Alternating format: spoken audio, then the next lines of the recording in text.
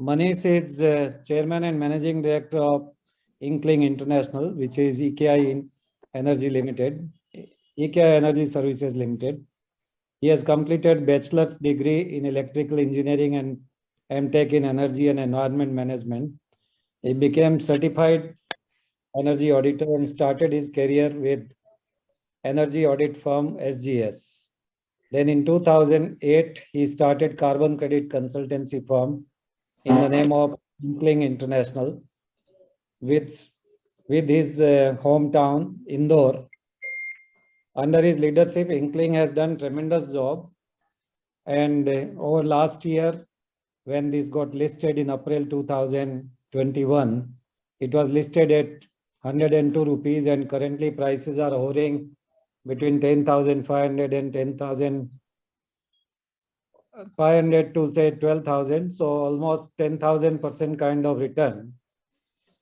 Another important thing is carbon management is key to improve brand perception of all the companies, and Manish and his company helps tremendously. We also are taking his help in some of our companies. So over to Manish, he can give perspective on this company, business prospects, growth opportunities, and then we can have some question answers. And we'll close the session by 12:30 or before. Over to you, Manish. Yes, sir. Thanks for the introduction. I will start the presentation with the basics related to our industry and how the industry had started and where it is heading. And then the second slide of mine will cover what are the services we do provide. And at the last, we'll cover the question answer session. So yeah, I'm going to share this. So I'm going to share my screen. Just a minute.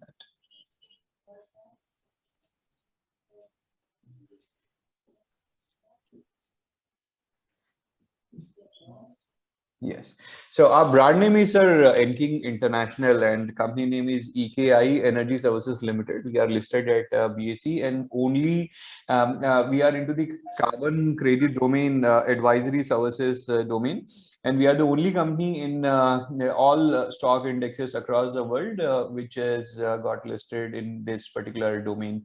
We have more than 2,000 plus clients at 40 plus nations, having 100 plus vendors who are supplying carbon offsets to us, 150 plus people, and having a growth trajectory for last 13 years. In India, we do have market share of around 90%, while internationally we do have market share of around 30% in the voluntary carbon markets, because since you know, in the present era, only the voluntary market, the credits which are carbon credits which are originated from developing nations like India or China or Brazil, we do have the majority consumption of this carbon credits in the voluntary market. So we'll cover what are the voluntary market, what are the compliance markets. And majorly, as of till now, we had focused on the renewable energy projects and energy efficiency projects. And now afterwards, we are also focusing on the nature-based projects. That means the projects which are related to the forestry, which are related to the agriculture, and which are related to the mangroves, which we put at the seashore. Apart from, so we have we are going to form a joint venture company with Shell, Netherlands, under which majority of the fund would be invested by Shell, and our responsibility or accountability will be to develop all the projects in India and nearby nations. And we do have exclusivity from Shell. Whatever the investment that they will do will be done through joint venture company only. And another group company we had incorporated related to the manufacturing of the energy efficient cook stoves, which will be deployed to the rural villages or rural community in India, especially, and will do carbon credits for the same. These are the this is the client list of ours. So in domestic one, we are working with NHPC, with IOCL, with NTPC, with Azure, with SoftBank Energy, Sembcorp. I suggest Pawanji's mobile is unmute, I think. You mute. Yeah, it's done now. So Semcop is one of our client, Mitra, Avada, Fortum. So majority of the Indian independent power producers, they are of our clients. And apart from that, we do not only work in India, we do have our people located in 18 plus nations, including Thailand, Indonesia, Vietnam. There in Africa, in Latin America, we do have our team who are working to identify the eligible projects which can earn carbon credit revenue, and also help them to secure carbon finance in the form of selling their carbon credits. In the international domain, we are working with the World Bank Group, with IMF, with iBird, Startech Solar, Pacific Light, Kenya, Kenyan company based at Kenya, and various other organizations at the international front. These are the major services of ours. So we help project owners to get their project registration, get their verification, and then selling of carbon credits. And there are various carbon credit standards. So here, if you see, CDM is one of the standard under. So these are the standards which allows to get the project registration, verification, and ultimately they issue the credits. Finally, we need to identify a buyer. So as of now, around 95% of the market works on the over-the-counter mode, while 5% there are some marketplaces which are there in the market. Around 5% trading used to happen at that particular domain. So these are all the carbon credit standards. Clean development mechanism, which was the most famous one, which had been started during 2005. Actual operational condition was there from the year 2005. Verified carbon standard, gold standard labeled certified emission reductions, gold standard labeled verified emission reductions, international renewable energy certificate, gold standard labeled international renewable certificates, TIGR, SDV, and various other programs are there. So the programs can be divided into two parts, or mechanisms can be divided into two parts. One is the compliance market, another one is the voluntary market. Then we also help organizations to determine their carbon footprint, so that they would be able to know how much emissions they are doing, and how to reduce the same, and ultimately they buy carbon credits to become carbon neutral. So after getting after purchasing all those credits, we also help them to do CBP reporting, SBT, net zero targets or pledges. If they are planning to sign, we help them to achieve that sustainability goal that the organization is having. And then ultimately we recently we have started the project implementation also. So in rural community, we are distributing energy efficient or you can say improved cook stores, ICS, and nature-based solution projects. So these are all the services of ours. Our journey in this industry used to start with these two words. One is global warming and another one is climate change. So first, we should understand what is global warming and why this global warming is dangerous and creating climate change issue on Earth. So if you see the left picture here, the greenhouse gas effect is being mentioned in this picture. So if you see, the Earth is there, atmosphere is there, and greenhouse gases like carbon dioxide and N2O nitrous oxide, CH4 methane, they are present in the atmosphere. And these gases, we used to call them as greenhouse gases, because at the daytime when the sun radiations used to come, they do absorb some heat from the sunlight, solar radiations, and at the night time they do re-emit that particular heat towards the Earth, so that at the night time the normal temperature, when the sunlight is not there, we are able to get the normal temperature of around 25 degrees centigrade, say. So if these greenhouse gases would not be there, then it would be highly difficult for us to survive on this particular planet. Now, if you see at the right hand side, human enhanced greenhouse gas effect, what is this particular effect? It's related to the after 1970, high concentration of this greenhouse gases is being accumulated into the atmosphere because of the industrialization. And since this greenhouse gases concentration is increased, so more heat is getting retained in the atmosphere, and more heat is getting re-radiated towards the earth, and that is why this particular the earth temperature is increasing by last during 2019-20. Already 1 degree centigrade temperature we have attained on this planet. So the increase in temperature, increase in the ambient temperature, we call that particular terminology as the global warming. And this global warming is creating climate change effect. So whatever the rain cycle was there, or climate you can say season change frequency was there, so it is now getting changed. Our sea level is increasing, more natural calamities are coming. So all this is the global warming is the major concern related which is behind the climate change. Now once it was recognized, so these are all the 7 greenhouse gases which had been identified, which is having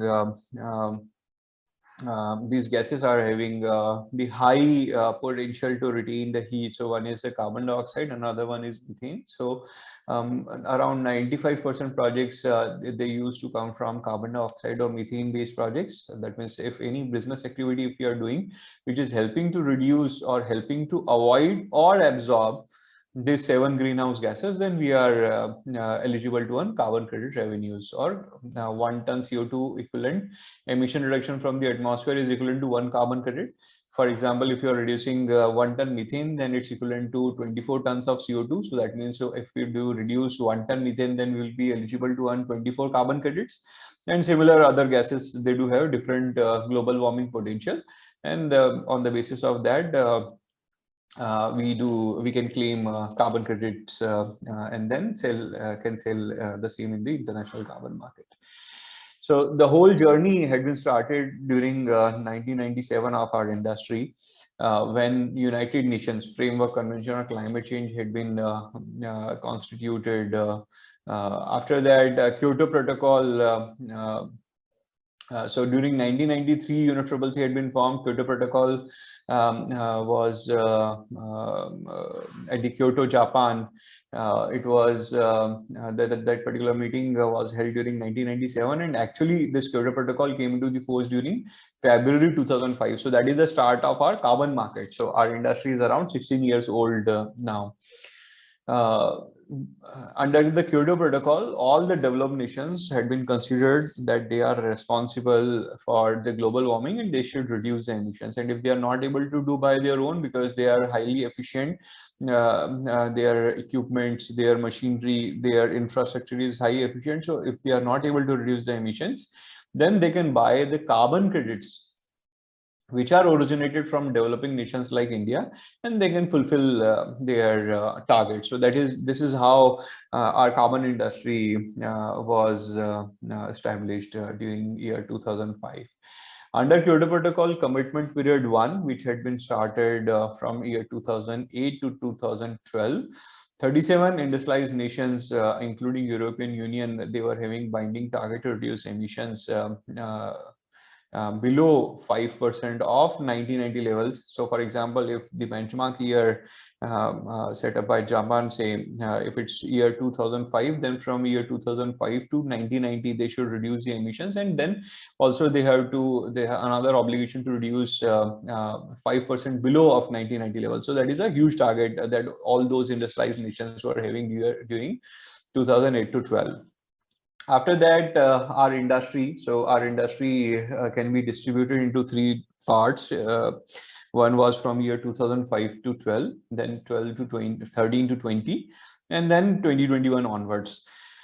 During commitment period 2, there was a failure because failure of the commitment. Various industrialized nations like Japan, Russia, Canada, Australia, and New Zealand, they had withdrawn from the Kyoto Protocol.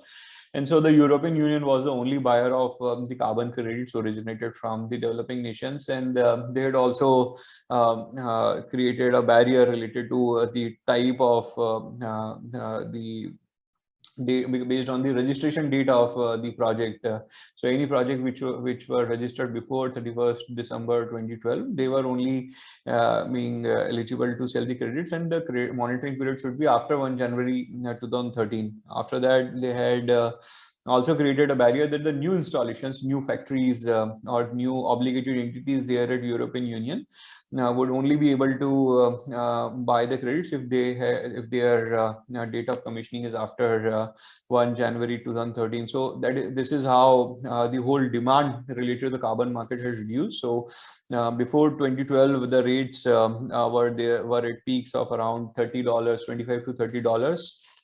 And after that particular period, from 2013 to 2020, the rates were in the range of $0.25 to $0.5. So, so that was the second commitment period or second phase of our industry.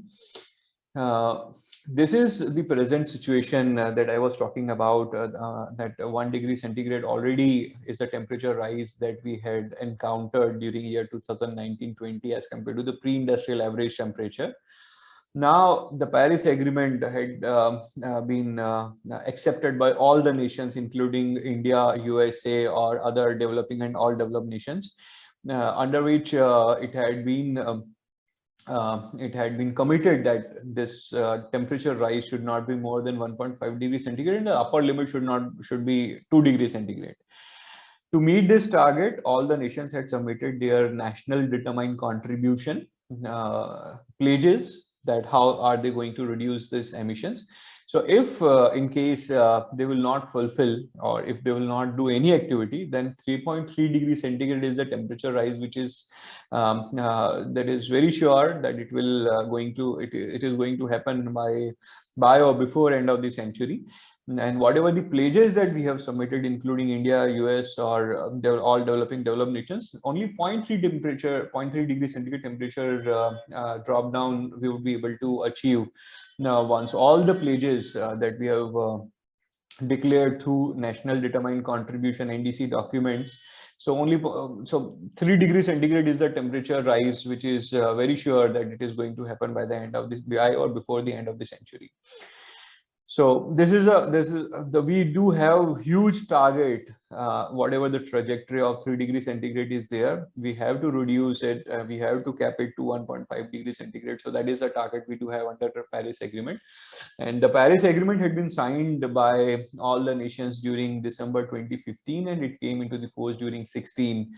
And the major goal is to cap the temperature rise to 1.5 degrees centigrade and become carbon neutral by 2050. So India had declared that that we want to become a net zero emission country by year 2070. So we do have still 50 years to peak our emissions, and also have proper strategy to absorb those emissions also. So we do have 50 years. China had declared by 2060 they want to achieve this status, and various European or other developed nations they had declared that they will do achieve this by 2050. So by next 30 years, 40 years, or 50 years, there's nations wish to become net zero. And what is meaning of net zero?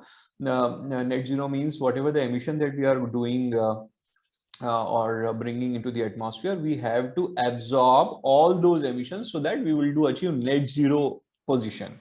So that is a net zero target the nations had declared, and the Paris Agreement. And under Article 6 of Paris Agreement, earlier under Article 12 of Kyoto Protocol, it was allowed that the credits which are originated from developing nations like India, all the developed nations or Annex 1 countries under the Kyoto Protocol, they were allowed to buy carbon offsets, carbon credits to achieve their targets. Under Article 6, similar mechanism had been established, and which will get into the full operation by next 1 to 2 years.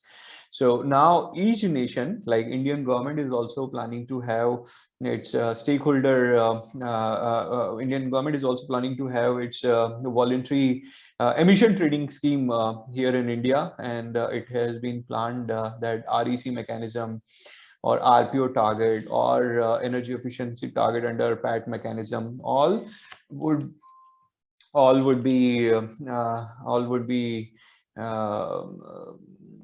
all these mechanisms or emission reduction schemes would be combined to make a single scheme, and initially it would be started as a voluntary program. Later on it would be converted to the compliance program, because Indian government is also obligated to reduce its emissions. And so in near future we would be able to see voluntary carbon market at the national level, at the international level, compliance market at the national level, at international level, Article 6.2 market, Article 6.4 market. So various carbon markets they are about to rise globally, and it will create huge demand for carbon offsets to achieve 1.5 degree centigrade temperature rise. This is the national determined contribution pledges that Indian government had declared, that we want to increase the share of renewable energy projects to 40% of the total installed generation capacity. Now it's 50% by year 2030. Reduce emission intensity of the economy by 33 to 35%. Now it's around 40% by 2030 from 2005 level. To create additional sink of 2.5 to 3 billion ton, additional 1 billion ton had been declared during COP26 conference of parties, meeting number 26 during last November 2021 at Glasgow, UK. So our Prime Minister had declared this additional ambitious targets as compared to the target which are being mentioned in the slide, where you have declared the same during year 2015. And we, as per the statements given by the ministry, relevant ministry in India, we are on the track. We would be able to achieve this target very easily. So that is the public information available in the public domain. Yeah. So Ministry of Environment, Forest and Climate Change is the nodal agency for India for the implementation of India's environmental and forest policies and programs, along with the carbon markets. National Clean Development Mechanism Authority, NCDMA, it had been established during year 2003, and now the new committee called as Apex Committee for Implementation of Paris Agreement, AIPA, is there in place from 27 November 2020, and its main goal is to regulate carbon markets in India under Article 6 of the Paris Agreement. Conference of Parties meeting number 26 was a very important meeting after Paris Agreement, which had been adopted during year 2015 or had been signed during year 2015. So these were the issues, and almost majority of the issues are there in place. This is the whole summary of our carbon industry starting from year 2021 till the end of the century. So the global target under the Paris Agreement is to reduce to cap 1.5 degree centigrade temperature, capping or limiting the global temperature below 1.5 degree centigrade, 2 degrees centigrade. Annually, we would be requiring, to achieve this target, we would be requiring around 52 billion carbon credits per annum, or you can say 50 to 60 billion carbon credits per annum. So that is a huge number of carbon offsets which is required to achieve this target, and international market mechanism is going to help us to achieve the same. Then comes at the national level, we have submitted our national determined contribution, under which Indian government is preparing various policies, non-market approaches. We are trying to establish emission trading scheme, and in India and including other nations, they are also planning to have carbon taxes for some sectors in the near future. Domestic carbon markets are going to set up very soon. In China, it is already being started in South Korea, in South Africa, in other developing nations. The domestic carbon market is about to start in next 1 to 3 years time period. And the national, at a particular frequency, Indian government has to submit the communication related to our achievements, say after every 4 years during the stock take meeting. They have to submit what we have achieved. The Indian government has achieved related to the emission reductions that we were, as per the NDC document that we had submitted. And then all those nations target reduction would be then accounted under the International Monitoring, Reporting and Verification, MRV. And from there, you will be able to see if whatever the ambitious targets or the achievements that the nations had achieved during last 4 years, either they are sufficient to meet the goal of 1.5 degrees centigrade or not. At the organization level, at the manufacturing services and the big service organizations, they have to do GHG accounting in near future, next 1 to 3 years time period. They will implement the mitigation measures or the projects like renewable energy projects or energy efficiency projects or other types of projects, and they may also use the voluntary markets to meet their target. And then organization level, they need to do potentially MRV or report submissions on every financial year basis. So this is how the future would be there for the climate industry or for the manufacturing service organization, or the polluters or the emitters. How are they going to get obligated, and how the industry is going to work. Apart from that, the aviation industry, maritime industry are also getting into the obligation to reduce the emissions. So as of now, the maritime industry is not obligated under any national or international mechanism, but soon they may be having their own mechanism to reduce emission, while the aviation, civil aviation airline, civil aviation industry, they do have a CORSIA mechanism which obligates them to reduce the emissions from 1 January 2021.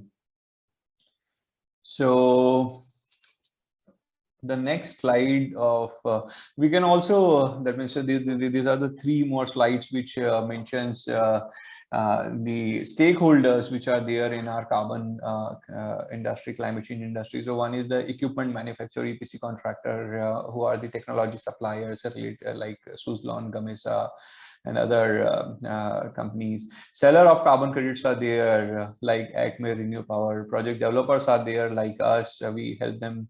We help the project owners to get the project registration, verification, issuances, and selling of carbon credits.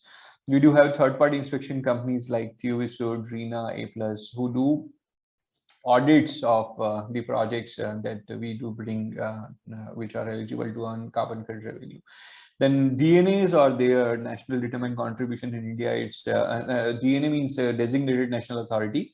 So in India, it's NCDMA, National Ceiling Authority of India, and now AIPA. Standard or regulatory bodies are there, the program operators or the mechanisms or carbon credit standards like CDM, VCS, Gold Standard, IREC. These are the regulators of the standard body. Then traders are there, primary traders, secondary traders, seller and aggregators are there, buyer and aggregators are there, buyer of credits are there, NGOs are there who used to help for the project implementation in the rural community or rural areas of the nation. Registry operators are there. They are the software service providers which help us to for getting the project registration, issuance, and selling of buying and selling of carbon credit. Exchanges are there. So as of now, no exchanges there, but the various marketplaces are there in place. Investors are there who do since carbon credit is a kind of an environmental commodity. So the investors are also very much in place to invest and looking for higher ROIs. News media channels, magazines, portals are there like Environmental Finance, and bilateral, multilateral organizations are there like GIZ, World Bank, and ADB, which mobilizes or which helps nations to create carbon markets at the national or international level. So this is the end of my first slide. Yeah. So the last slide is related to the types of projects for which we work. So renewable projects do constitute of solar project, wind, hydro, biomass, biogas, geothermal, solar water heaters, lighting process, waste heat recovery, boiler, furnace, exothermic reaction. These are the energy efficiency based projects. Nature based projects means forestry, related to forestry, related to agriculture, related to the blue carbon, that means mangroves. Community based projects like Cookstro, water filter projects, waste management projects. So these are the various types of projects which we can apply for the registration and secure the carbon finance in the form of selling carbon credits. So this is the end of the first slide of mine. The second slide I'm just going to share. Just a minute.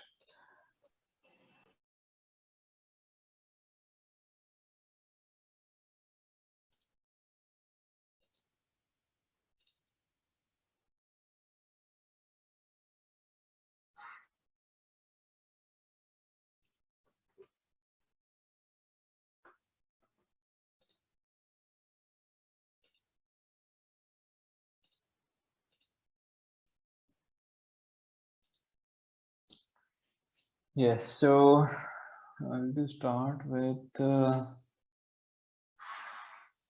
we do have team size of around 200 as of now. And the company it had been the foundation was a company was from year 2008. Then during 2011, the company had got incorporated as public limited company closely held. And during 2021, we have got listed over BSE. From 2017, earlier to that, we were majorly focusing over only consulting services. But during 2017, we have started, since the clients used to get very happy once once we get the project registered, once we get it verified. But the actual happiness comes once they get the revenue. So we were facing challenges related to not having good stakeholders, or supply chain was not very much established for the credits originated from developing nations like India. So we had started doing finding the buyers and buyers from year 2017, and afterwards the carbon markets was also there at the rise, and then more and more credits we had bought into the market to get traded. So from during last financial year, we had supplied around 50 million credits. During this financial year, we had supplied around 70 million credits, and we may reach up to 100 million credits during this financial year. And in near coming 2-3 years, we have target to increase our capacity to its double. So that is the plan we do have. So we are the leaders in the global carbon market. We hold an experience of more than a decade, having 2,000 plus clients, supplied 100 plus million credits. It would be 200 plus in near future. One of the largest team of well-qualified experts from the sustainability domain. So these are all the credentials of ours.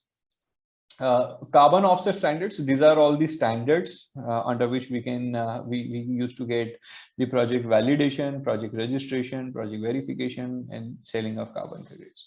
And these are the types of projects: renewable, waste, electric vehicle, transportation. So any business activity that we do which helps us to reduce emissions. So all those greenhouse gases, 7 greenhouse gases, if we do any business activity which helps us to either avoid or either absorb those greenhouse gases, then we would be able to earn or claim for the carbon credits, and then can secure carbon finance after selling the same. So clean development mechanism is one of the mechanism: gold standard, verified carbon standard, global carbon council. So these are all the standards under which we used to get the project registered. So this is the detailed process. It's a common process for all the programs almost, but each program, they do have different eligibility criteria in reference to the technology, date of commissioning, date of purchase order, different forms and formats, different requirements to get the project registration. But overall, you can say 90% process used to be remain same for all the programs or all the standards. So for example, if you are doing a project activity for Tata Power, so project participant is Tata Power. Project identification is say solar power project located in Madhya Pradesh. Project implementation, they used to do it by their own, or maybe they may hire EPC companies like Sterling, Wilson, or L&T and other organizations. Project comes under the operational state.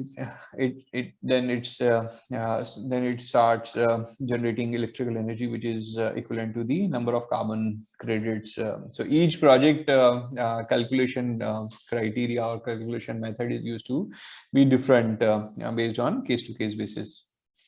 They do select us at this point of time where the project is being identified. We do prepare project design document, project concept note. So these are all the technical documents we used to prepare. Then we do hire a third-party inspection company called as DOE, designated operational entity. PDD means project concept, project design document, and PCN is project concept note. Here we do get the project validated by this third-party inspection company, and for a few mechanisms we need the endorsement by designated national authority. It's in India, it's Ministry of Environment, Forest and Climate Change. Ultimately, if everything is in place, all the documents that we do prepare, the audit report, the positive validation report should be issued by DOE. If they do issue negative audit report, then we would not be able to move ahead after this point of after this stage. But if we'll do get the positive validation report, if we'll do get the endorsement by DNA, then all those documents we used to submit for the registration. Again, second desk review, all the standard bodies, they used to do the second review, and everything, once everything is in place, they do allow us to get the project registered. Every year we have to get the monitoring report prepared. Then we have to again select a third-party inspection company. Again, we need to get into the verification and certification, and then issuance of carbon credit. Ultimately, we need to find a buyer, sign contract with them, sell the credit. So here at this point of time, we used to get the revenue realization from sale of credit. So this is our second second step. Our second cycle is one-time activity. Third cycle is periodic activity. And before we want to sell the credits, we have to always get into the step number 3 process. So this is the standard process, the professional procedure that we do follow for the projects, all this renewable waste, electric vehicle energy efficiency. All these projects, we used to get them registered with the help of that professional procedure process. And these are the standards which allows us to get the project registered. These are all the environmental commodities. So if we get a project registered, so we do get 2 types of different environmental commodities: commitment period 1 certified emission reductions, commitment period 2 certified emission reductions. Gold standard label CRs, upstream emission reductions, gold standard label renewable certificates, gold standard label water benefit certificate. So various environmental commodities used to get issued, and overall, if you see the underlying asset behind that commodity is 1 ton CO2 emission reduction from the atmosphere, and different credits based on their technology, based on their vintage, based on their country of origin. And various other factors, the rates used to vary from $0.5 to $15 for the credits originated from the developing nations. Similar to this carbon credit, another, so before moving to the other slide, these are the 2 types of carbon offsetting mechanisms, or the demand used to come from these 2 sources. One is the voluntary carbon market. Another one is the compliance carbon market. So in the voluntary carbon market, we do have oil and gas companies who are buying these carbon offsets on the voluntary basis. Aviation industry, marine, sports, events, and various other industries are there. And in the compliance one, CORSIA, civil aviation airlines, they need to buy these credits under the CORSIA mechanism. Korea emission trading scheme is there. Upstream emission reduction scheme is there. South Korea carbon market mechanism is there. European Union emission trading scheme is there. Carbon taxes are there, like in Singapore or in South Africa. Article 6 of the Paris Agreement. So these are the compliance programs which are for the credits originated from developing nations. We do have limited demand from this particular zone, but from the voluntary markets, as of now, we do have the maximum demand of the carbon offsets. So moving to the next slide, we also help organizations to achieve 100% renewable energy procurement target with the help of IREX, International Renewable Energy Certificates. So these are the different environmental commodities under the IREX, International Renewable Certificate mechanisms. Thereafter, under sustainability services, we do help organizations to define their neutrality target, their boundaries. Then we also help them to measure how much are they emitting. Then also help them to reduce the same and ultimately buy the offsets, and finally communicate that they are able to achieve the targets that they had set. These are the small verticals. So we have won various awards during last 10 years. We are associated with various associations and accreditations, like from Bureau of Energy Efficiency. We are ESCO graded grade 3 company. Accreditation from NBQP, from NABET. We are working with various organizations closely. We are working with CII, ITA, International Emission Trading Association, CDP, SCPC, IMSME of India. So these are all the associations with which we work closely. We do various CSR activities on the regular basis. This is the team. These are the clients at the national level. The government organizations for whom we have worked, international organizations for which we have worked. We do have head office here in Indore, Madhya Pradesh, while we do have various locations where our people used to operate from. And yes, so this is the end slide of the second presentation of mine. So I'm done with the basic concept. Yes, sir. There has been increase in carbon credit rates in the recent past. So what do you think? What could be trajectory in times to come? And in case you buy some carbon credits, then do you have any hedging policy in case carbon credit rates come down? Then you may have some negative situation. So how do you safeguard your interest? So we do have various internal risk measurement, risk management policy in reference to all such risk and the opportunities that we do foresee in the carbon market. So we also do hedging in the form of doing forward contracts. We do spot contracts. We do sign deals with our client at a fixed rate, at the fixed plus floating rate. So there are various business models that we had. We had adopted during last 10 years based on the client suitability, their acceptability, or the suitable business model. We used to work while also considering the internal business risk. Okay, my second question is how big you think is the market from Corsia? So Corsia, as per one news that I had gone through, it's around 2 billion carbon credit required.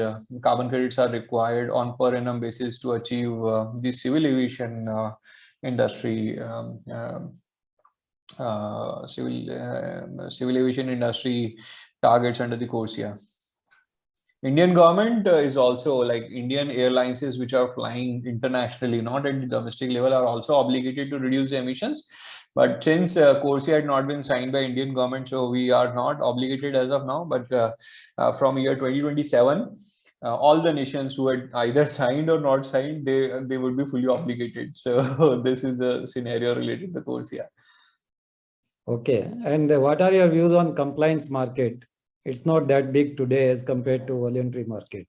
Yes. So slowly, sir, by next 1 to 3 years, the compliance market at the national level under Article 6.2 of the Paris Agreement, under Article 6.4 of the Paris Agreement, then the voluntary market. So there would be 4 different demands that would be there. So one is the domestic market, one is Article 6.2 market, Article 6.4 market, and the voluntary market.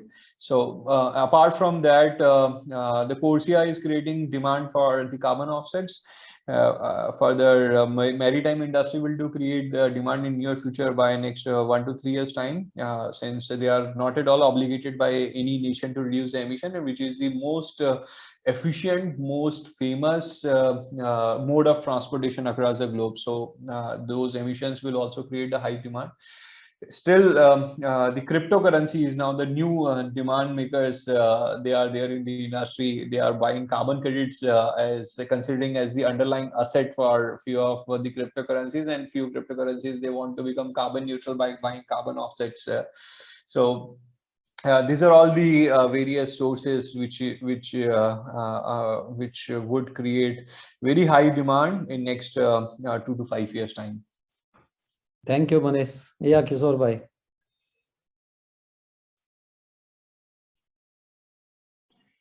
Yeah, Manishji, thank you for an excellent presentation. I have 2-3 questions. The first question is on current prices, prevailing prices currently. Ji. What are the prevailing prices? And are prices in European Union higher than the other prices in the other region? So in European Union, sir, the prices are in the range of around $100 per credit. But the credits originated from India or from other developing nations, they are not allowed to be sold in that particular market because they had closed their boundaries that the project should be located in European Union and the credits should be originated from those projects only. So international offsets, international carbon credits are not at all allowed. Apart from the other question that you were asked related to the trade price for the credits originated from developing nations like India. So it's ranging in between 0.5 gross level, $0.5 to $15. So this is the range. So for high-end nature-based solution projects, it may range up to $15. And for very cheap technologies like HFC, PFC, it's in the range of $0.5. And there are various factors which affects the prices. And although all those for the people who are not very closely associated with the industry, it would be very difficult for them to judge what is the exact or what is the correct price for their carbon offsets, because the rates used to vary based on the country of origin, the vintage when the credits were originated, the year, on the basis of the year, and then technology, then sustainable development goal that the project is supporting. 17 out of how many SDG parameters, 17 SDG parameters are there. So how many parameters our project is supporting? Then the client credential, auditor credential, consultant credential, marketing material, business relations. So these are all the various factors which used to determine the carbon prices in the voluntary market. So this is the situation, sir. Thank you. The other question which I have is that you have reported fantastic numbers, excellent numbers in this current quarter. Your profit after tax was 160 crores. Profit before tax was much higher. Do you see these earnings sustaining in the next quarter, next year? How do you see the trend? Sir, as of now, we had supplied 70 million credits during last 9 months. During this quarter, we are targeting that we would be able to supply additional 30 million credits. Apart from that, we do have a very strong pipeline of 150 million credits, which is there at the various stages to get registration and verification. Now, further, we had taken 2 more steps for the backward integration to the industry by a formation of joint venture company with Shell, so that we will be able to have our own projects that will help us to give high sustainability to the top line, and the cook stove manufacturing project by which we would be we will be distributing those cook stoves, and will do ensure the return on investment with the help of climate finance. And in nature-based solution project also, the Shell JV, the same business model is there. So plus the expansion to the various nations in other developing nations, working in various emission trading schemes. So these are all the steps we have taken to have long-term sustainability of the top line and bottom line. Sir, your pricing now also would increase because you are now going for nature-based solutions, etc. Pricing related to? Your realization. Carbon credits? Yes, please. Sell price of carbon credits. Definitely, sir. Definitely. And secondly, you have an inventory days of 33 days. So I would assume that you buy the carbon credit and then sell it at a much better price within those days when you keep inventory. Is that true? Yes, sir. So based on the risk, the prices that we are going to sign with our clients, so we do forward contracts. So once we sign the contract with our client, we do forward contract. We do also, for few credits, we do spot contracts. We do so there are various business internal measures we used to take to minimize that particular inventory cycle. And since there is no exchange for this, how do you, I mean, you have your own list of buyers whom you contact? Yes. So during last 10 years, sir, when the carbon market was at its lower base, we were we were majorly focusing over creating good business relations with the sellers, with the buyers, with the industry, understanding the whole the transactions, how to secure them at the legal level, at the transaction level, how to mitigate the risk. So that is all the activity that we were majorly experiencing or getting the knowledge during last second phase of our industry. Thank you, sir. I have no further question, Chandakji. Yeah, thank you, Kishore Bhai. Sunil? Thank you, Chandakji. Manishji, congratulations and on the fabulous growth and the numbers that you have posted. Ji, sir. I have a few questions, and if some of these questions turn out to be very dumb, then please pardon me, because this is one area which I don't fully understand. In fact, when my daughter saw the presentation, she said, "Why are you studying geography?" Carbon emissions, etc. So a couple of questions. One, I am still not very clear in terms of the mix for your revenue. Is it advisory fee based on the projects that you take for clients, or is it a mix of advisory fee as well as carbon credit trading, as you alluded to towards the last part of the conversation? That is the first question. The second is, there are two parts to the second question. You did the IPO very recently, last year sometime, right? Mm-hmm. And since then, the stock has almost gone up 120x actually. So given your own experience in this whole industry, you have more than a decade of experience. Did you not foresee something like this from a company performance perspective? Did you kind of did you IPO it a bit too soon, that you got only 100 rupees or 102 rupees per share, and today it's quoting at about 10 to 12,000 rupees a piece? And second related question, sorry for this barrage of questions actually, because the way the stock has moved, the way you're showing numbers, it's just, to be very crude, it's just too good to be true actually. So the third part of the question is, you did 100:1 bonus issue sometime late last year. I mean, why was that? That kind of a ratio, to put it very crudely, kind of worries investors. That's a very, very high ratio for bonus issue. So these are the three questions. So, sir, second question जो आपने पूछा कि why we have got listed earlier while having the good numbers during last 9 months. So, जब हमारा industry रहा, sir, जो second phase में था, so we were not very much sure when this industry, the high demand will come. Nobody were in the industry, they were able to forecast कि वो कब समय आने वाला है. So we had started this activity during October 2020, yes, and it took 5-6 months, and once we have got listed, that time after a month or two, the carbon market में जो है बड़ी high surge I, and that is why during last 9 months we were able to have good numbers. So आप बोल सकते हैं कि मतलब जो भी होता है, मुझे तो ऐसा लगता है कि बेस्ट ही है कि वो अर्लियर भी हुए तो बढ़िया है, अभी भी होते तो बढ़िया ही होता था. So उसके बारे में तो सर मतलब इंडस्ट्री कब मतलब ये वाली जो इंडस्ट्री है, during last 8 years we were the industry is struggling that during 15 when the Paris Agreement had been adopted, so 16 में मार्केट स्टार्ट हो जाएगा, 17 में होगा, 18 में होगा, तो वो 2021 में जाके हुआ और हम 2020 में हमने स्टार्ट की थी process, and that is you can say the good luck when we have got listed और मार्केट्स भी अप गया, मतलब कार्बन मार्केट्स भी अप गया. So that is the advantage I think we may be having in reference to the very good position of our business and stock. दूसरा आपने पहला question क्या पूछा था sir?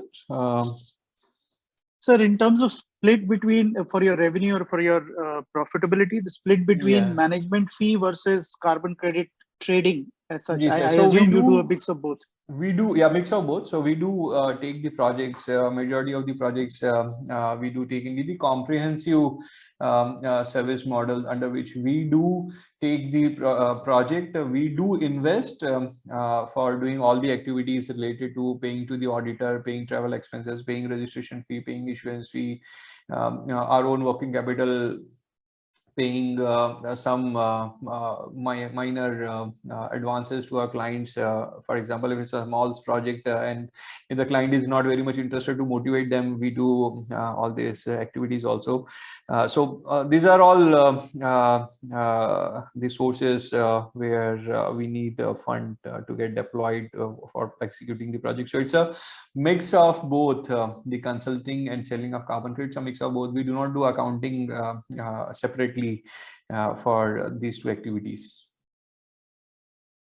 because we So do then accounting you- on the base of project, not based on the services selling. So your revenue could be at a risk to market prices of carbon credit, right?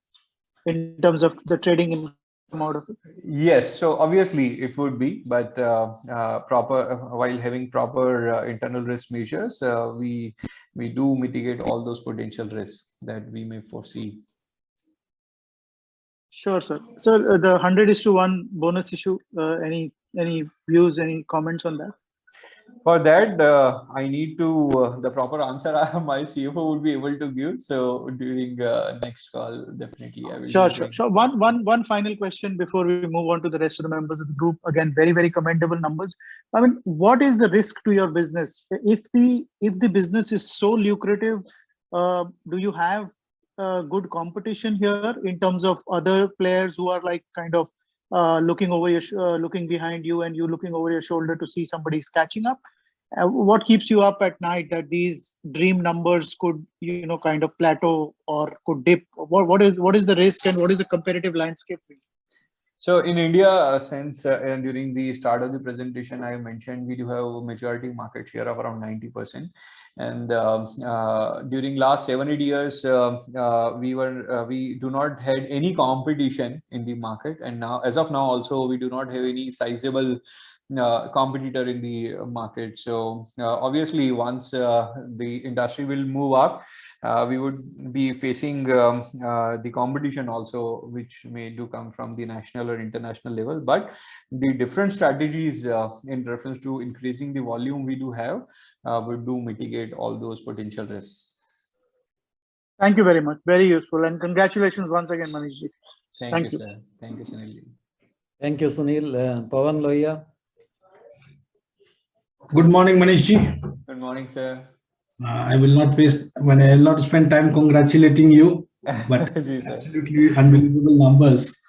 2 questions I had, since I come from a consultancy Big Four background. How is your model different from what the other consultancies like EY or a PwC or other consultants do? How is your model different?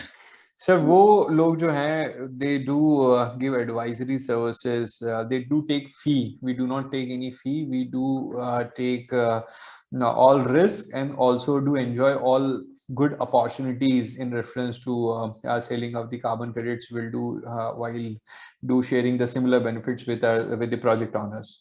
So that is a major difference between the two. We do invest. We do work on comprehensive business model basis, starting from document collection up to revenue realization with zero risk model for our client. While earlier during 2005 to say 11-12 major projects, people or those companies were doing in reference to the consulting model. Whatever may be the benefit, they are not bothered about the same. So that is the major difference between the two. Another question, we do a lot of project appraisals. So how do we know that there is a carbon credit angle involved in this particular? Is there some kind of a litmus test that we can carry out to assess?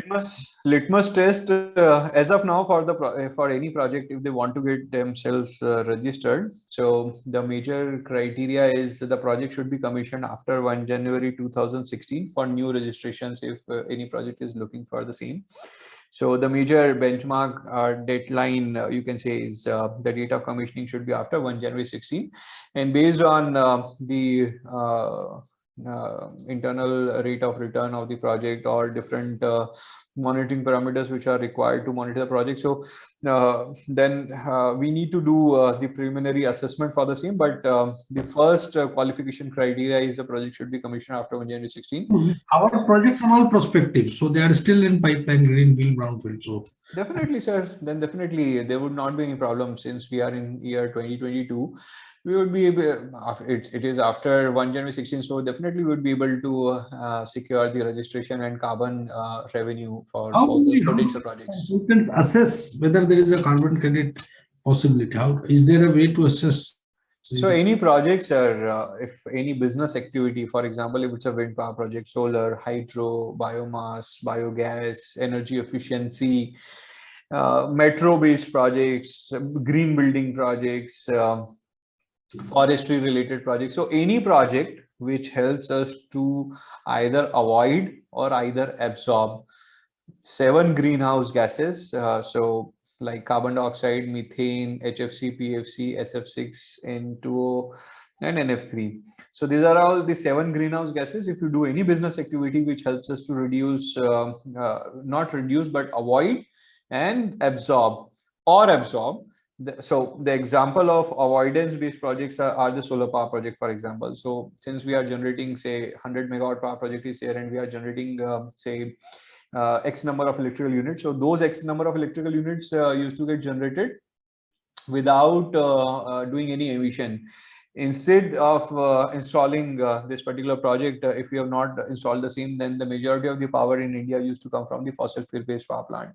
And so we, from our project, we are helping those power plants to not to produce that much number of electricity and not consume that much amount of coal, and that much amount of emission would not happen. So that is the avoidance based project or avoidance based carbon credits. Another activity is, for example, if you are putting a forestry based project, so we are sequestering carbon dioxide from the atmosphere with the help of this carbon sink in the form of forest or agriculture or mangroves. So all those projects are also eligible to earn carbon credit revenues. So avoidance based and absorption based, these are the two different categories. If you will do observe any project, if it's helping to reduce to achieve this particular status, then they comes under the potential to earn the revenue. And if the project is very small, say 500 kilowatt project, then it would be very difficult for us to get it registered. So we make a bundle project activity. So various 100 kilowatt, 500 kilowatt, 1 megawatt, create a bundle to make it 10 megawatt project. And so afterwards we can apply for the registration and further activities. Ethanol projects, do they come into the purview of carbon credits?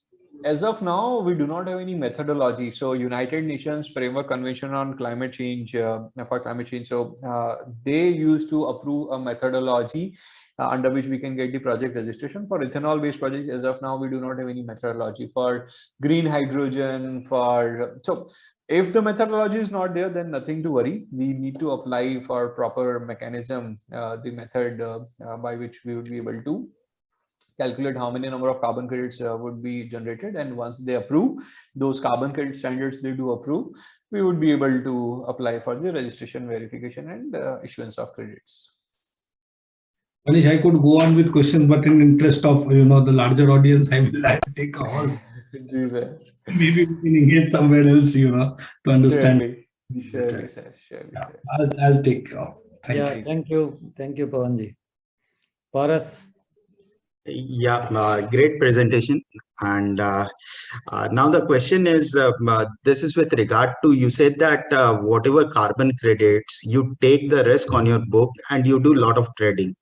So if you can elaborate, what percentage of your revenue comprises of trading?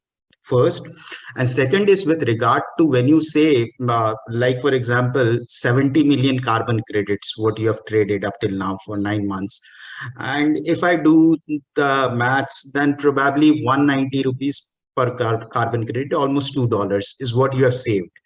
So it's all via trading you have saved, and what kind of benefits it goes to the client in terms of dollars, whether it is $1 or $2. So net, your realization for the trading probably could have been $4, $2 to the seller of credit and $2 for you. So how do one look at it, and what kind of projections we can do with whatever you suggest?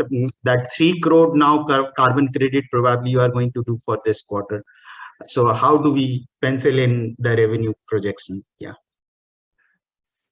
Ji sir, तो 30 million हम Q3 में we are targeting to supply, and in reference to dividing the top line or bottom line, and with the number of credits that we have supplied, so that would not be the correct calculation that we should do, because each carbon credit is unique in nature. Each carbon credit price, if based on their country of origin, their technology, it used to vary from $0.5 to $15.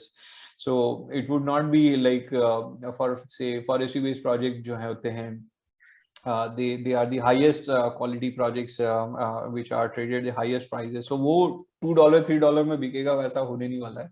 तो average.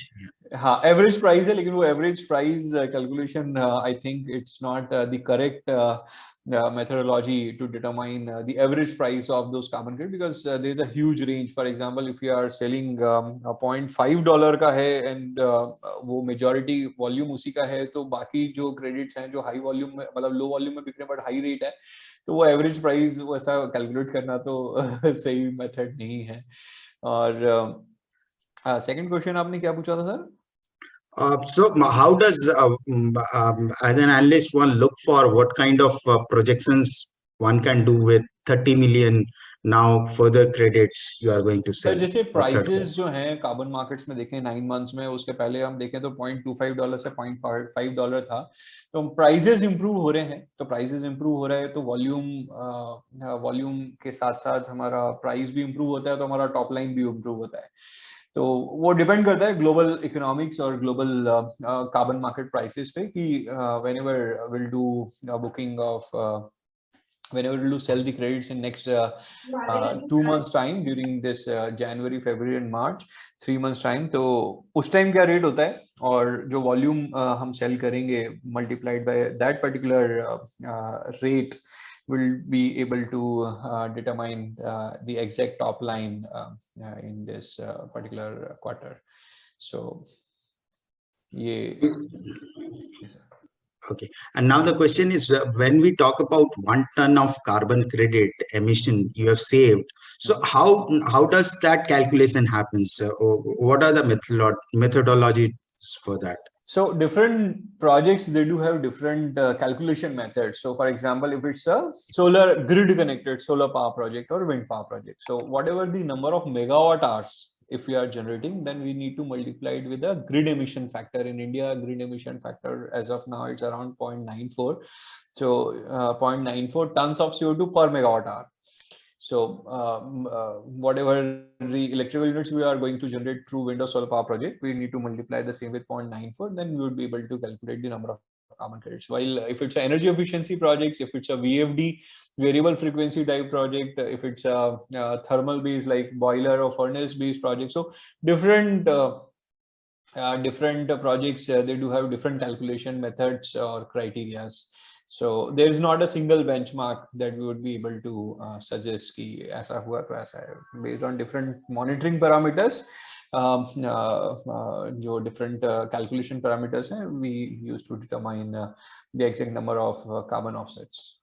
Okay, now the last question. So what is your net working capital cycle at present? And the second thing is, when you are generating a lot of cash and profits, so what is your policy with regard to capex or returning to the shareholders? So this is finally from my side. Yeah. Sir, ये थोड़े से typical Paresh से related questions है. I used to recommend that my CFO would be able to answer with the exact facts and figures. So I request to kindly do email the same to us, and we'll do get back to you with the proper answers. Sure. Thank you so much for all the answers. Yeah. Yes.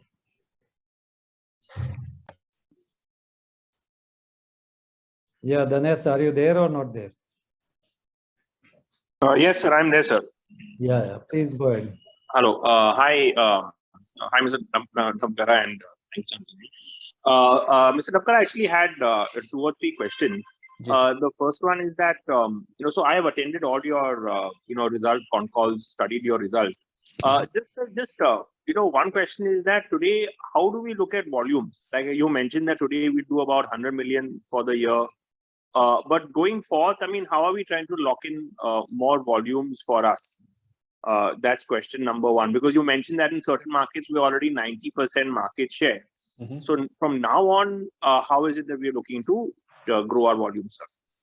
So 90% market share का मतलब है कि whatever the number of active projects are there, which are for example in India, तो उसका 90% है हमारा. But the projects which are upcoming, which can be registered, which are not registered yet, so we are bringing all those projects in the market, not only in India but in various other developing nations. So that is that particular activity is going to help us to get the sustainable supply of carbon offsets in near future.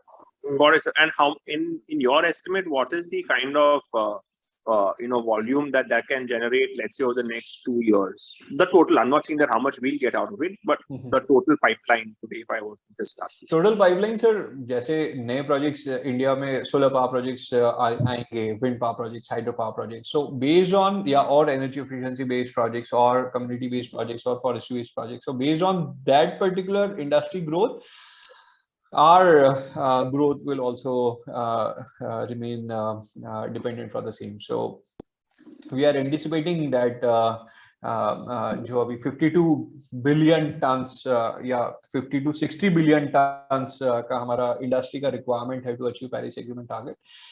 So that is a requirement we do have, and based on the different country expansion, different technology expansion, different backward integration that we are looking for, we are anticipating that we should be able to increase almost 50% volume on year-to-year basis.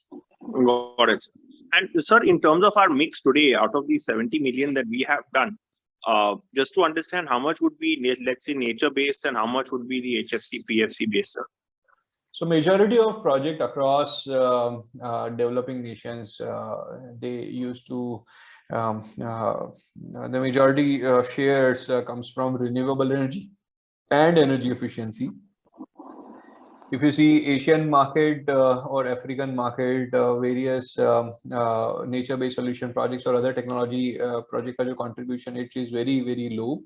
And now we are trying to increase that particular sector or the volume from those areas, so that we would be able to have the different types of credits or the projects under our portfolio to offer to the buyers.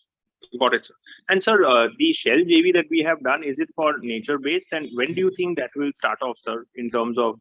During this February, we would be able to have full operational setup in reference to having office, registration of company, and other different activities, appointment of the officials and everything will be able to conclude during February, and from March we will be able to start. So almost 50 projects we had filtered out within India, and almost 50%, like around 25 projects are there which are in the advanced stage of ready to get invested mode. But these would be mainly nature-based, because how would we decide what would go into the Shell JV and what would stay with us? In EKI, we have given exclusivity that we will do work all nature-based solution projects activities through JV only, and Shell had committed that they will, whatever the investment they are planning to do in India and nearby nations, they will give exclusive rights for the JV. So all the nature-based activities we will do through that particular JV. All the advisory services on ground implementation, everything we will do from that JV. While the technology-based projects, we will do it from EKI. Got it. Got it. Okay. Thank you, sir. Thank you very much. Thanks. Thank you, Danesh. Kunal. Hello. Thank you. Thank you, sir. Manish, nice to be connected with you. First of all, many congratulations. And I can really visualize your personal slog from 2010 to 2020. I started a tire recycling business, which now collects 50 million tires across 150 cities around the world, and with 500 clients. And I've personally traversed and onboarding them, so I can really connect with what you had to go through. And now it looks like it's all come to evaluation today, but it's all that 10 years of hard work. So congratulations on that. I've got 3 questions, if you'd allow me. Yeah, thanks. First one being that on the supply side for the carbon credit generation, I'm just clarifying, maybe you answered that. Do I understand correctly that there is no fee from that you charge the supply side client all the way up till carbon credit realization, and that's when you start cutting your fee from them? Yes, that is a business model. Majority of the projects of ours comes under that particular category. Okay, very interesting. And my mind is going crazy how hard it must have been for you in the early part of the decade to, so your upfront overhead investing time and all your overheads in bringing a project from scratch to the point where it can realize revenue. That's a lot of hard work. Okay. Thanks for appreciation. Yeah. Second question is, which is actually my third, but I'll bring it first, that what type of credit and amount should plastic waste collection and recycling deserve according to you? And part B of the same question, should we think of it as one activity or divide it into several activities across the value chain, such as, collection, sorting, pre-processing, processing, and then ultimately recycling? Yeah, so there are 2 types of plastic credits. So plastic credit industry at the international level, similar to the carbon credits, the plastic credits are there. Water credits are also there, although water credits are not very much famous as of now, but plastic credit is getting good momentum internationally. And there are 2 different types of credits we would be able to get out of this plastic credit category. One is for collection of plastic waste and one is for processing of plastic waste, and one plastic credit is equivalent to 1 ton collection or processing. So these are the 2 different credits we will be able to get under this particular plastic credit industry or category. Very interesting. And my last question is, I'm from London, and I lead the creation of a $1 billion circular economy fund, and we are putting together a pipeline of $5 billion of circular economy investments. So would there be an opportunity for a strategic investor in EKI? And if yes, then how can we proceed with that? And if no, and we have to participate through public markets, I get my answer there.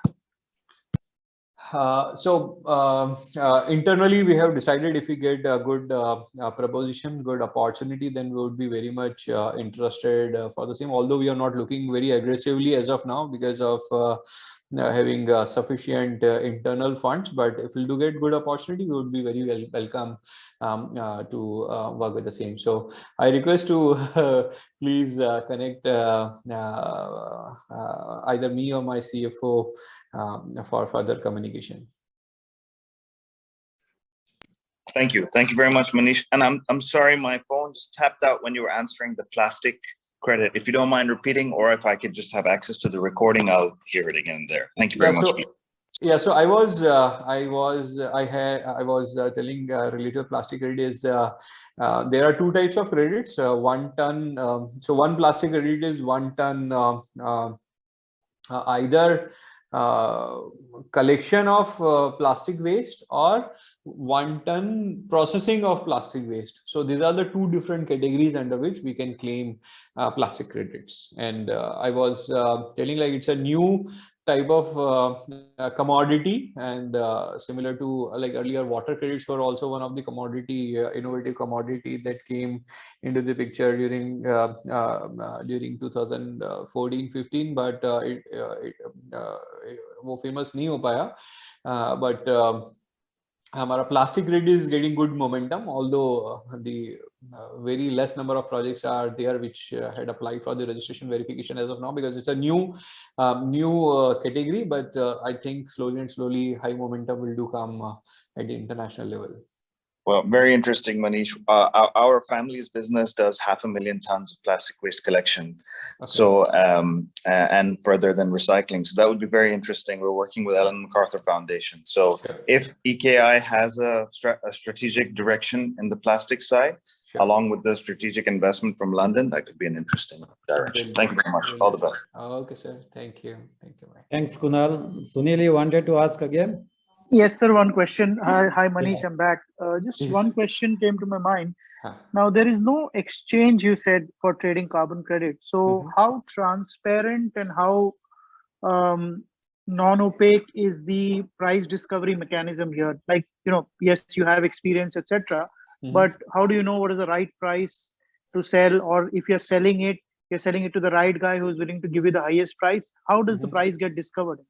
Sir prices का over the counter market में यही एक problem होता है कि we do not have much data जो कि अलग अलग पॉकेट्स में इंटरनेशनल लेवल पे डेवलप होता है. We do not have that much data, but we try to collect all those information through the network we do have in reference to what is the carbon prices which are going on under different deals, or uske basis pe we used to position to get the maximum revenue for our clients.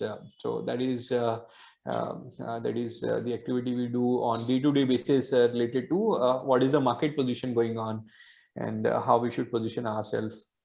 So you foresee this thing changing, because if the carbon credit market were to explode, like you said, there's a huge potential going forward, given the way the whole world economy and the world politics is kind of committed towards it. Is a carbon trading exchange or something like that the answer of the day? Because at the end of it, this needs to be a transparent process in terms of price realization, both on the buying as well as selling side, right? Because ultimately it's about trading it. बिल्कुल last 15 years में तो ये हो नहीं पाया जब से हमारा कार्बन इंडस्ट्री बना है, लेकिन in near future if it would be the case, then definitely we would be very happy to work under that particular model also, because by that time the compliance market will be there in place, voluntary market, and the high demand and supply would be there. So since exchanges will be there, we would be able to bring our main core business is to bring more and more projects, and trading is a part of bringing value for our clients. So जैसा भी industry में development होता है, we are very much prepared to work on all different business models. Yeah, but since your revenue and since your own growth is related to price discovery at the end of it, because you don't, suppose you bring 100 projects, you don't charge them a fixed fee, right? Ultimately your profitability depends on what price you quote and what price you realize after selling those credits, or whichever way the business happens. And that can only happen if the price discovery is transparent and you know that you are selling it at the best price available in terms of a buyer available to you, or you're buying the cheapest level possible, which is transparently available. Otherwise you'll be shooting in the dark, right? Obviously you have 10+ years of experience, but sir बहुत सारी चीजें जब technology से integrated नहीं होती हैं, जैसे stock market भी, जब मुझे तो बहुत ज्यादा अंदाजा नहीं है, because for stock market I am only 9 months old, तो बहुत ज्यादा मुझे अंदाजा नहीं है, लेकिन जो मैंने सुना है कि पुराने टाइम में भी ओवर द काउंटर ट्रेड्स होते थे as compared to the exchange, लेकिन एक्सचेंज आने के बाद में भी मार्केट बहुत फ्लरिश हुआ, various buyers and sellers are there, and the intermediaries they are also able to have their own position at the very good shape and size. So we are also very much prepared if anything will do happen in the near future, but I do foresee that my next 3 to 5 years this would not be the case because of various challenges. जैसे India में एक project है, if it's a wind power project located in India and the similar wind power project is located in Kenya, तो यहाँ का जो infrastructural cost है, वहाँ का इंफ्रास्ट्रक्चरल कॉस्ट है, वो चेंज हो जाता है. Price expectation used to change for the Indian project because we do have various projects, they do have less projects. So एक ही commodity which is 1 ton CO2, but they do have different parameters like vintage or technology or country of origin or other बहुत सारे parameters हैं. उसकी वजह से to have a single index where all buyers will do come, all sellers will do come with their quantity and price expectation and then exchange with the help of their own metrics, they will determine the prices. It would be highly difficult. So abhi hum jaise itni sari technologies, itne sare projects, itne sari countries, so if for each unique credit we must have a unique index, and their buyer seller should come which may be matching the similar characteristic of the credit, and it is very difficult as of now to have such kind of some technology intervention in near future. So but if it will be there, then obviously high demand, high supply would be there, and we would be positioning ourselves again as a comprehensive advisory organization and not only a simple trader of the credits. Thank you, sir. Very useful. Thank you very much. Thanks, Sunil. We take last question from Kishore Bhai. Yeah, thank you, Pachandaji. My last question is, sir, as per your very rough estimate, will this Q4 better in profit will be better or lower than the Q3? Sir हमारा काम है volumes पे काम करना, volume लेके आना, then based on क्योंकि last हम ट्रेंड देखें in our international carbon market, the prices are getting improved on quarter to quarter basis. So if this would be the case and considering the volume that we are anticipating, then anyone can do a simple calculation for the same, but our main aim is to bring more and more volume, and then the market prices will determine our top line. So that is the answer I can give, sir. Thank you very much. Thank you. Yes, sir. Thank you, Manish. Very extensive presentation. I'm sure it is useful to all of us. Yes, sir. Paras, can I ask you to propose hearty vote of thanks? Yeah, Chandikji. Thank you so much, Chandikji. And thank you so much, Manishji and EKI Energy for coming and presenting on a Saturday morning. There were a lot of questions and a lot of doubts, and you were so candid to explain to us all the things, all the nitty-gritty about the company.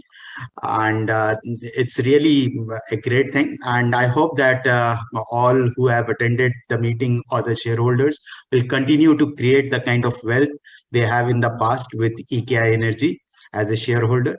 So it's been once in a while that we get such kind of companies which create so much of wealth. And we wish you all the best. Thank you so much for coming. Thank you, sir. Thank you everyone for asking, because it's a new industry and very less information is available online, and if you'll do to read online also, then there is no any consolidated information available. So obviously it is very helpful for you and for us also to explain about our industry. Thank you, sir. Thank you, everyone. Thank you, Thank you, Chandaji. Please stay in touch. Thank you.